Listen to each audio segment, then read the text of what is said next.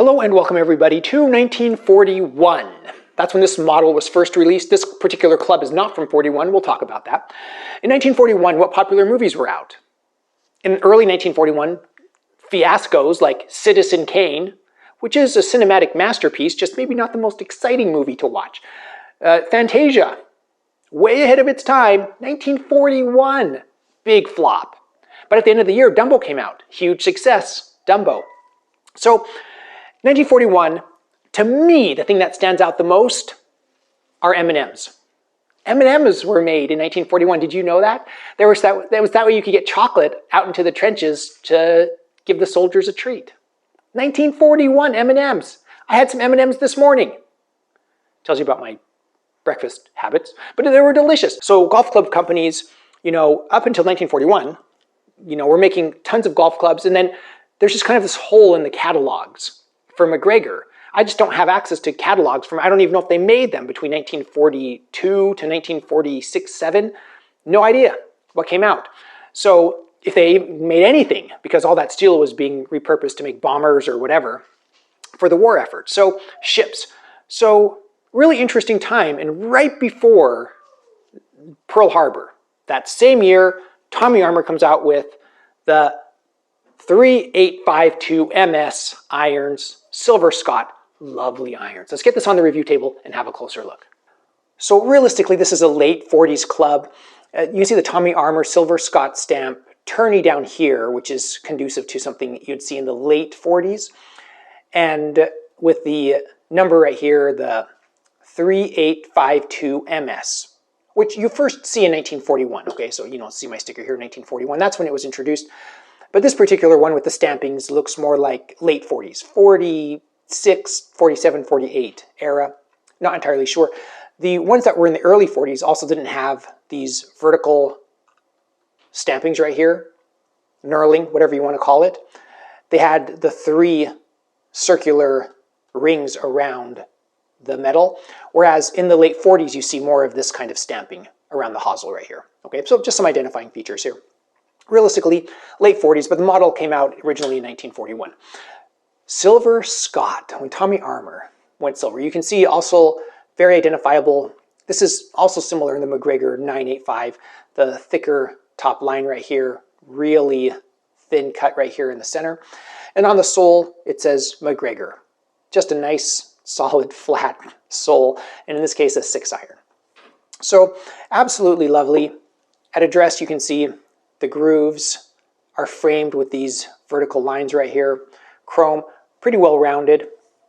I already showed you the hosel. Neutralizer, something else that you'll find in the late 40s, neutralizer. Apparently they just take a piece of wood and slam it down into this hosel shaft area to help neutralize vibrations, is what they say in the catalog. So you can see the registration number right here on the ferrule. And then we hit this pyrotone shaft, which again, very common through the 40s, 30s, 40s, into the 50s, you're going to see this pyrotone, true temper, dynamic shaft, absolutely lovely. I put a wrap on this. The grip was just falling apart and unrecognizable, but the original grip is underneath here. This is just some turn grip. And you can see here, no recognizable markings on the butt of the grip. So it is in hittable condition. Let's get this out onto the simulator and see what numbers I get. It's 1941, everybody. There might be some music. I might overlay some music to drown out the music that's currently playing here because of copyright reasons. So, that said, 1941. What does 1941 look like? Well, it looks like cobbled together modern memories from me. It's just recency bias. Number one, I put a wrap on it because after 80 years, this grip is just crumbling. And then the shaft is interesting because it's coated steel, but it has this huge ferrule, which looks like an old Adams shaft with the steel shaft and the graphite little insert down at the base. That's kind of what it looks like, although the colors are different. And then the head is very round. It's very rounded, very round, which I can handle. So it looks fine. Looks like I could play golf. What was it like to play golf 80 years ago? Let's find out. See what we can do here. All right, 6-iron. Yep, 6-iron. Can't complain about the grip because of this wrap. Let's see what we can do. hit one really fat. That's what we can do. 126. All right, well, now that I've had my inside shaken up a little bit, shaken, not stirred, let's see if we can straighten this out a little bit, or fix this swing a little bit here. Okay. A little slicey. 161. All right, I can handle a 161 fade. 51 feet to the right. All right, let's see if we can control this a little bit more. That's an abnormal shape for me.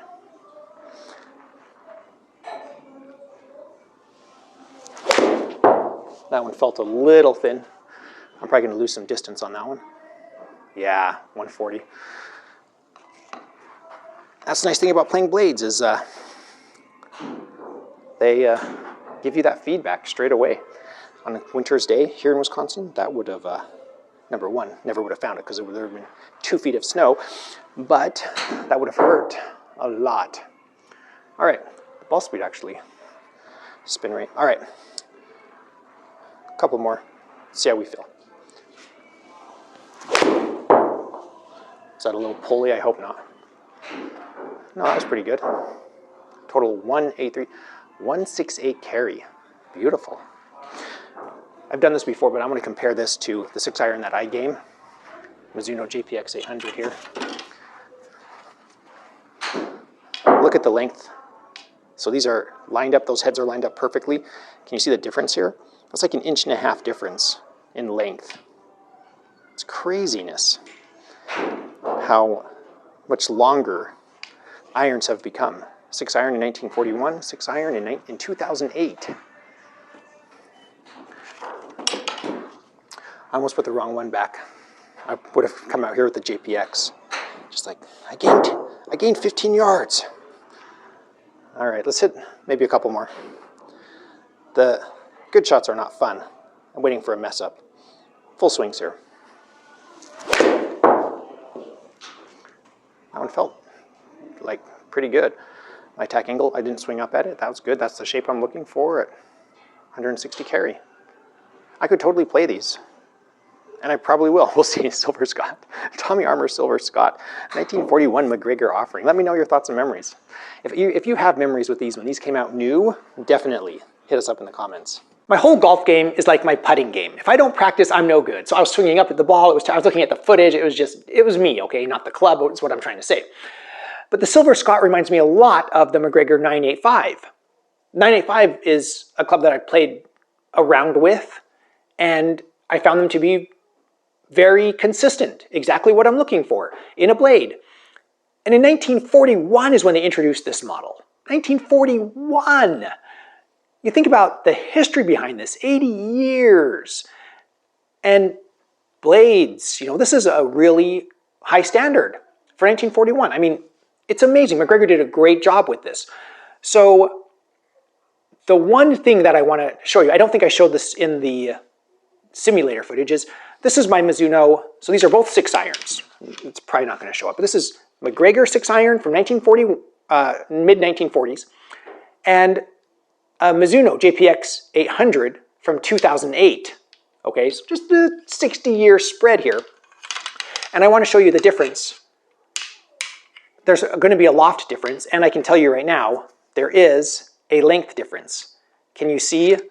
The Mizuno shaft is like 2 inches longer than the MacGregor shaft. That's never going to fit on screen either way. It's huge. The other thing I want to show you is the grip length. Okay, so this is just a Win dry tack grip on my Mizuno, but look how much longer the grip is on, and this wrap just goes to the end of the grip. You can actually see it, the grip sticking out of the bottom of this. It's just so long. So some things have changed over the years. But would I put these in my bag? One of my concerns, okay, I've talked about this before. One of my concerns is there are some clubs that transcend golfing, all right? A classic, original 1954 MacGregor M09 Jumbo solid persimmon driver. That's $1,200, and it's persimmon. It can shatter, it'll break, it'll crack. Worthless. So people don't play those anymore. If you do, let me know in the comments below, but most people don't, and it's not, if they do, it's not a regular thing. So, and like the Wilson 8802, the original, some of those are really expensive and people aren't slamming those in their bag and walking and hiking, hoofing it with those in their bag. Has this turned into something that's unplayable? My first impression is no, it's not. This is something that if I put it in my bag, I don't think I would treat it like Hannibal Lecter. You know what I mean? I wouldn't put iron covers on it and protect it and polish it after every shot. I think I would just use these like irons, and I think I would really enjoy it. So, given the chance to build a 1940s set, 1940s, and I had to throw some irons in there, right now these are number one on my list for a 40s iron set that I could actually play. I don't know. Let me know your thoughts in the comments below. What other sets were huge in the 1940s besides MacGregor? Croydon was around. Wilson was around. Was Wilson around? I'm pretty sure I've seen some Hagen stuff. Was that 40s? Either way, let me know in the comments below.